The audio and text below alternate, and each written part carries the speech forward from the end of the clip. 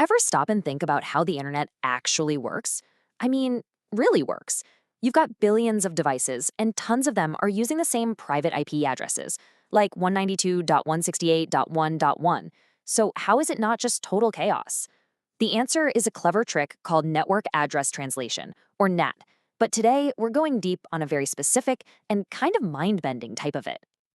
So, picture this. Your company is merging with another, or you're partnering up.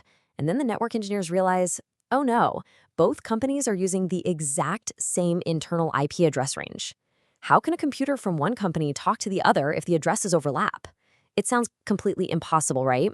Well, there's a tool for that exact nightmare scenario, and it's called Outside NAT. All right, here's our game plan. First, we'll nail down what this secret translator thing is all about.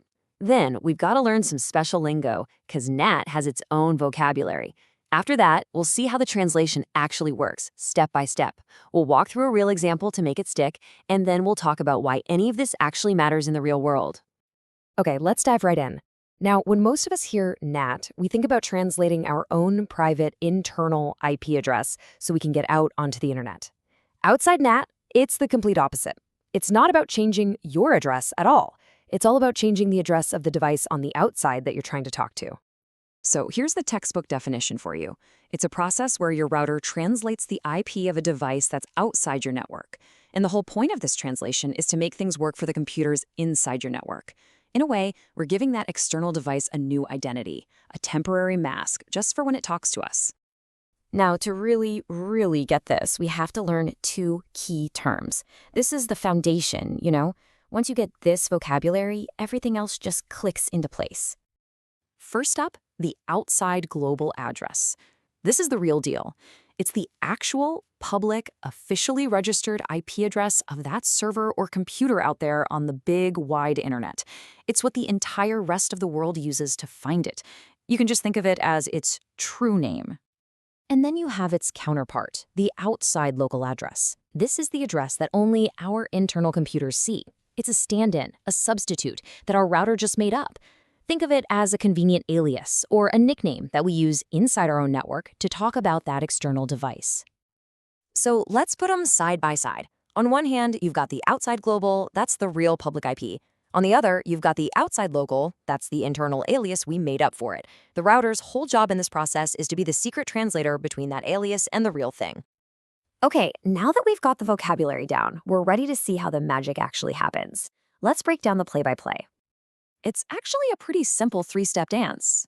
Step 1, a computer inside our network sends some data, but it sends it to the alias, that outside local address. Step 2, our NAT router, sitting at the edge, grabs that packet. And finally, step 3, this is the secret sauce, the router swaps out the destination address. It replaces the alias with the real deal, the outside global IP, and then sends the packet on its merry way. The original source address, totally untouched. Theory is great and all, but this stuff can get a little abstract. So let's make it super concrete with a real example.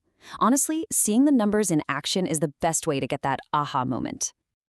So let's set the stage. We've got an external server somewhere out on the internet, and for our network, this one server is going to have two completely different identities.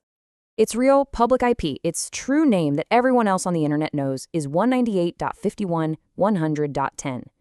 And using our new lingo, we know that this is its outside global address. But inside our network, to avoid that IP address conflict we talked about, we're going to use an alias for it. We're going to call it 10.10.10.10. And that, of course, is its outside local address. So here's the key takeaway from all this. When someone inside our company wants to reach that server, they type in 10.10.10.10. They have absolutely no idea what's happening behind the scenes. They think they're talking to that IP, but our router is secretly intercepting the request, changing the destination to the real address of 198.51.100.10, and then sending it out. The translation is totally invisible to the user. Now, I know what you might be thinking.